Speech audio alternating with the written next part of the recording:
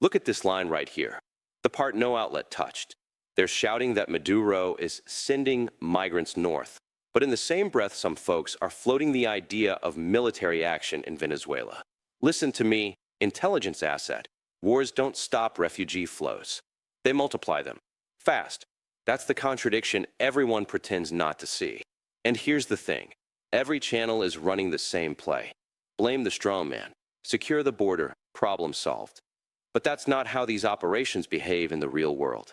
You drop a match in a fragile state. You don't get stability. You get a population stampede. Now, why am I telling you this? Because you're not here for bedtime stories. You're here because you've got instincts.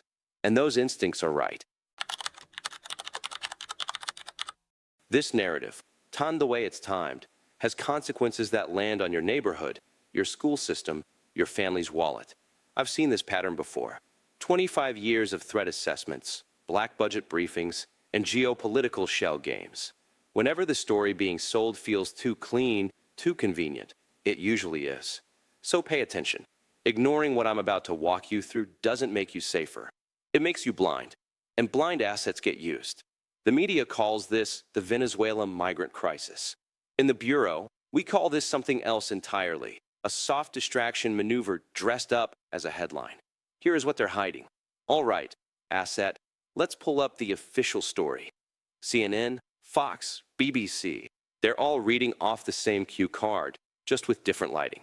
CNN says Venezuelan collapse fuels humanitarian desperation. Fox says Maduro unleashes migrant wave toward our border. BBC, in that calm British tone, shrugs and says, a regional crisis escalating rapidly. Different accents, same script. Very tidy. Too tidy. Here's the part that makes my eye twitch. They talk about these migrants like they're chess pieces being pushed by one man in a palace office.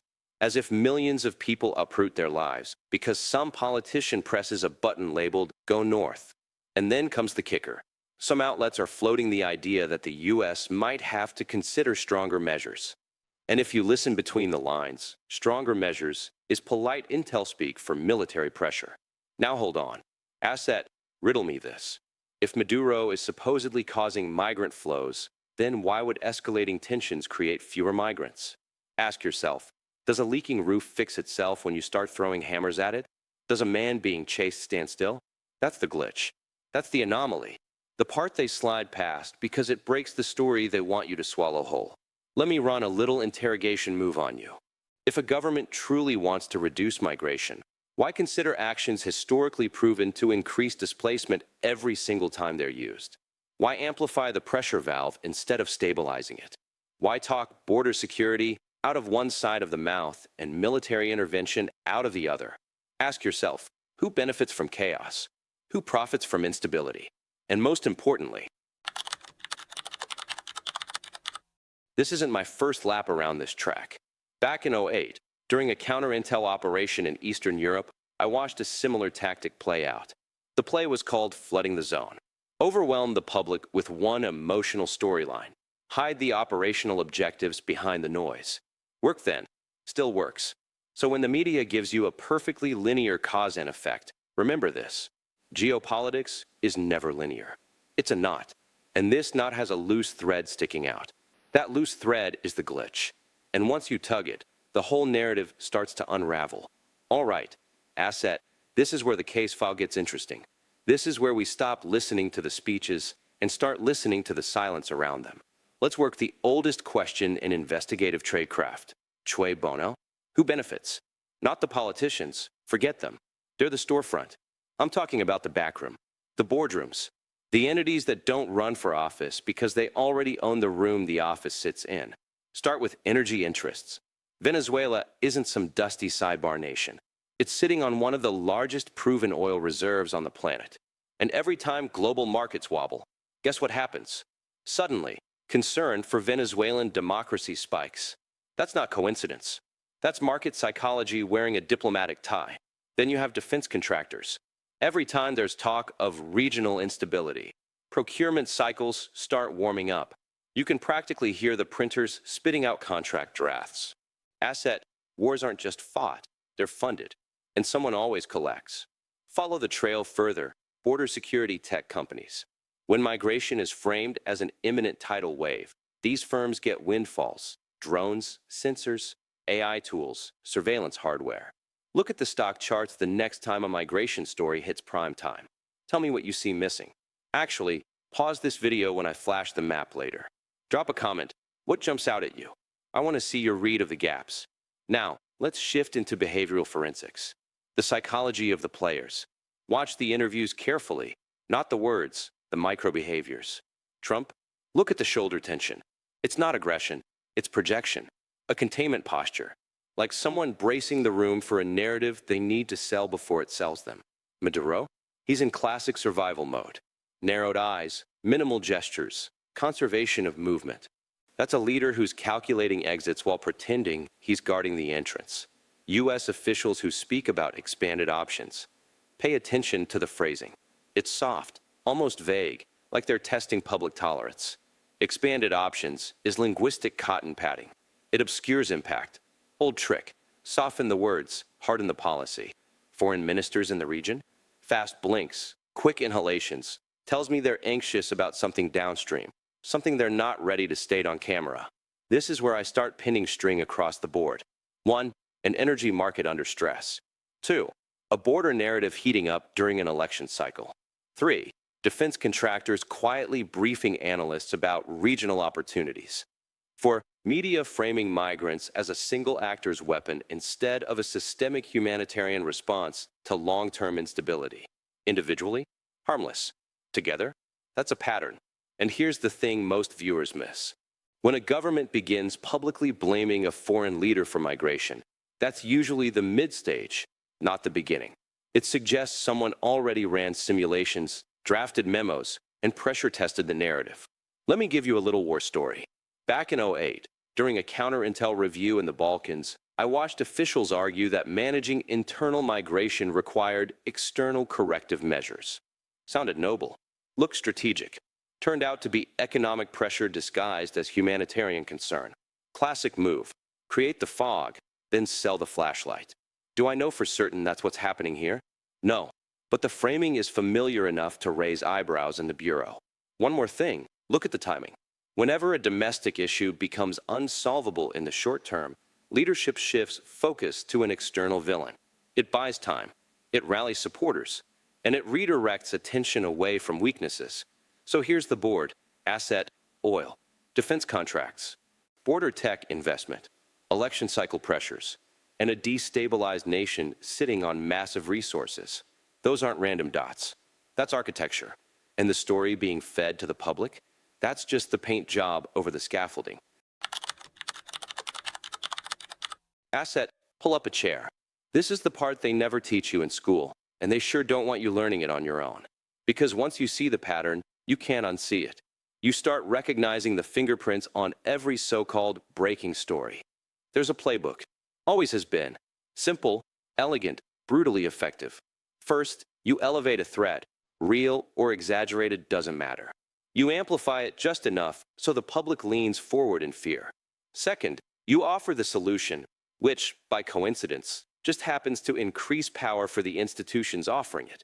And third, you frame any dissent as naive, unpatriotic, or misinformed. That's the Hegelian cycle dressed in a modern suit. Problem, reaction, solution. Generate the tension, guide the panic, deliver the answer you wanted all along. This migrant Venezuelan narrative, it's moving through those phases like clockwork. And don't fool yourself. This isn't the first run. Asset, I've been around long enough to see the same choreography play out under different banners. I watched it in the early 2000s, when the public was told we knew certain things about weapons that never existed. Rally the people, flood the airwaves, compress the timeline, stampede the consensus. Later, after the dust settled, everyone shrugged and said, well, the intel was complicated. No, it wasn't complicated. It was convenient. You're watching the same moves now. Only the actors have changed. Look at the framing. Maduro caused this crisis. Migration is a weapon. Military pressure might be necessary. The steps are familiar. Make the public feel cornered. Make them feel outnumbered. Then offer them a hammer and tell them everything in sight is a nail. And here's where the psychological warfare comes in. Fear narrows perception. A fearful mind doesn't analyze, it obeys. A fearful population is easier to steer than an informed one. That's the us versus them arc. Not migrants versus citizens. Not nations versus nations. It's the power structure versus everyone else trying to make sense of the noise. The elites, call them institutions, call them agencies, call them conglomerates, don't fear chaos. They fear clarity. They fear people recognizing patterns, because patterns reveal intention, and intention reveals leverage. Listen to me, asset. You and I, we're on the outside of that machinery. We see the gears turning not because we're special, but because we've learned to look where most people are trained not to. You felt it. That tug in the gut when the story sounds too polished, too rehearsed. That's your instincts doing what they're supposed to do. What they're rolling out now isn't just a news cycle. It's a conditioning cycle. Teach the public to fear. Teach them to accept escalation.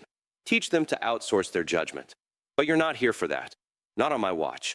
You're here to see the pattern. And once you see it, you don't fall for the shadows on the wall anymore. All right, asset, this is where we close the file. But not before we talk about what comes next, because the story isn't over. It's just beginning to unspool. Here's my read, based on the patterns, the timing, and the language trickling through the channels. First, the border narrative. Expect sharper headlines, heavier imagery, and a surge in political speeches framing migration as an existential threat. Not because the data suddenly changed, but because the messaging strategy did. Second, Venezuela will reappear in the news cycle with new concerns, economic stress, political instability, maybe even whispers of regional intervention floated in think tank op-eds. Watch how often you hear the phrases, "We can't rule anything out," or "all options on the table." That's narrative scaffolding. That's the warm-up before the main act. Will there be a war in 90 days? No, that's not how these operations move. But you might see the groundwork laid, sanctions adjusted, diplomatic pressure escalated, military exercises coincidentally positioned nearby. The kind of moves that look harmless until you connect them on the pinboard. Now, preparation. Nothing dramatic. Nothing paranoid. Just practical tradecraft for a civilian asset. 1. Watch the framing, not the story. When headlines repeat the same villain or threat language across networks, that's not information. That's alignment. Take note of who benefits from that alignment. 2. Keep an eye on economic indicators tied to energy. Oil prices spike. Suddenly Venezuela becomes a priority. You'll start seeing the pattern yourself. And remember, don't let the loudest headline make your decisions for you. Panic is a tool, not a truth. As for the verdict, this isn't a crisis. It's a narrative battlefield. A soft maneuver to shape public perception, justify future policy, and keep you reacting instead of thinking. But you're here, which means you're already a step ahead of the herd.